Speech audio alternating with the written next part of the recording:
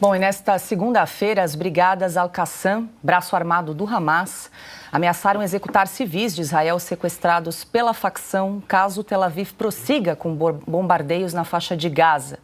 O porta-voz do grupo, Abu Obaida, disse que a facção tem agido, abre aspas, de acordo com as leis islâmicas e mantido prisioneiros sãos e salvos, fecha aspas, mas que mudará o plano se ataques aéreos israelenses prosseguirem nas próximas horas. Ana, já falamos aqui, né? Ainda é incerto o número de civis e também de militares que foram sequestrados aí pelo grupo terrorista Hamas desde o último sábado. Autoridades aí de Israel estimam entre 100 e 150 pessoas feitas reféns. Inclusive militares americanos. Exatamente. Mas apesar das ameaças, o primeiro-ministro de Israel, Benjamin Netanyahu, disse que os ataques não vão parar. Ele promete continuar aí com os ataques, até porque, né, Ana, não se deve negociar com terroristas, né? Ronald Reagan, né, Paula? Muito bom. É isso aí, não se negocia com terroristas e eu acho que não tem volta mais para o Hamas e para os israelenses.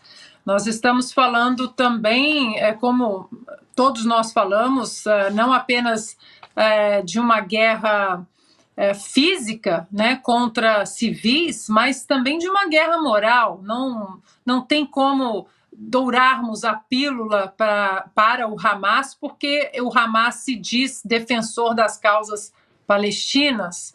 Uma aula, né, que o nosso mestre Augusto deu aí agora, desde 1947, com a possibilidade da criação dos dois estados, e o fato é que um estado, né, um povo aceitou, os israelenses aceitaram o acordo, a divisão de 1947, em 1948 foi criado o Estado de Israel, e o outro lado disse o quê? Não, nós só queremos dizimar, né, os israelenses, Israel não pode existir, né? Essa é, na verdade, a pedra angular dos fundamentalistas e dos terroristas que querem, inclusive, que prejudicam a causa palestina com esse tipo de ação, com esse tipo de técnica. Não dá para não falarmos, Paula, já que você citou, né, uma grande, histórica e importante frase de Ronald Reagan, não dá para não falarmos do malvadão, do Twitter, né, daquele que ia acabar com a democracia americana, Donald Trump. Porque durante os 4 anos de Donald Trump na Casa Branca, bem ou mal, ele sendo educado ou não nas redes sociais, o mundo estava em paz. Nenhuma guerra nova foi começada. Ele simplesmente colocou contra a parede ditadores como Putin, como o da Coreia do Norte, né? A paz ali no Oriente Médio, de uma certa forma, estava, né? Os ânimos não estavam tão animados quanto agora.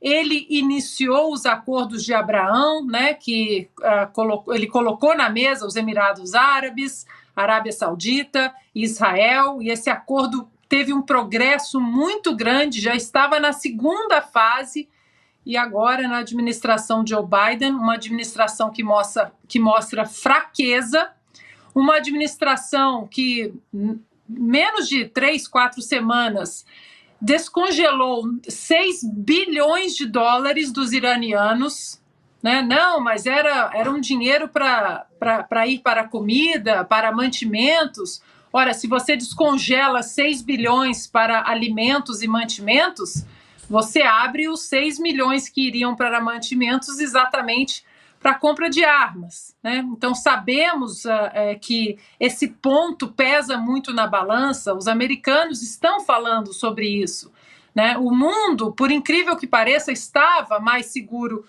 com Donald Trump, sem falar do Obama, que também tinha suas ligações com o Irã, acordos com o Irã que os americanos não gostavam. Veio o malvadão, o bufão do Twitter, simplesmente colocou uma mordaça em qualquer diálogo com os inimigos do Ocidente, com os inimigos de Israel, os inimigos dos Estados Unidos, E aí Joe Biden retorna e abre essa caixa de Pandora totalmente, né? Mais uma vez e de uma maneira escancarada, inclusive porque perdendo a independência energética que foi conquistada com Donald Trump, Joe Biden teve que se ajoelhar para a Arábia Saudita e para a Venezuela, pedindo, pelo amor de Deus, aumentem a produção de óleo, porque agora não somos mais independentes energeticamente.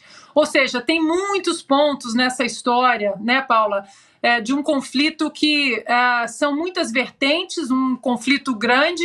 Agora, fato é que Israel não vai olhar para trás e os Estados Unidos também. Aqui eu estava vendo, enquanto vocês estavam comentando, os Estados Unidos já encaminham navios de guerra para a região. Pois é, Paulo, o Israel já anunciou hoje, né, um cerco total ali, a região da faixa de Gaza, já cortou luz, comida e água na região, e agora a gente corre o risco de assistir nas próximas horas, né, vídeos com execuções sumárias de reféns aí pelo grupo terrorista Hamas. Já fizeram essa ameaça, estima-se em torno de 100 a 150 reféns, entre civis e também militares, não só israelenses, mas também norte-americanos.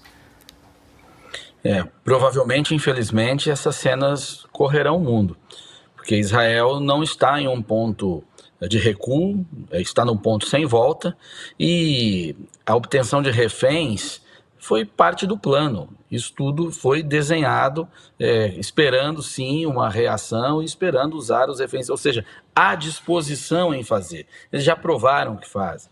Eles assassinaram 250 jovens que estavam numa festa, que não tem nada a ver com o conflito e tudo mais. Então isso não é um problema nenhum, aliás, para a moral deste grupo. Quem executar esses reféns certamente será elevado aí na escala de patentes deles. Então, infelizmente, estamos diante dessa situação e que os danos têm que ser os menores possíveis. Eu imagino que essa seja a avaliação dos líderes militares e também políticos de Israel. A resposta das autoridades israelenses deixa muito claro. Se temos um grupo que defende a extinção do Estado de Israel e eles foram capazes de promover um ataque sem precedentes, então nós temos que agora eliminar por completo esse grupo, custe o que custar, porque não fazê-lo vai fortalecer iniciativas como a do Hamas e dar tempo para esses grupos pode sim, aí sim, significar a possibilidade de extinção do Estado de Israel. Imagine o Hamas com acesso a um armamento nuclear. Eles usam. Na mão dessa gente, isso deixaria de ser um instrumento de dissuasão. Seria para usar. Se morrerem numa resposta de Israel, morrem como mártires, e se matarem, também fizeram o que a lei islâmica, na interpretação deles, determina fazer.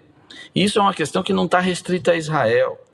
Circula um vídeo de um dos líderes do Hamas, que eu não me lembro o nome agora, perdoe-me a minha falha, que seria o guia mental, espiritual, estratégico deles, onde ele diz que o objetivo do Hamas não é apenas eliminar Israel, eliminar os infiéis, inclusive cristãos, e que o mundo inteiro estará sob o poder da lei islâmica. Então, essa é a mente desse pessoal.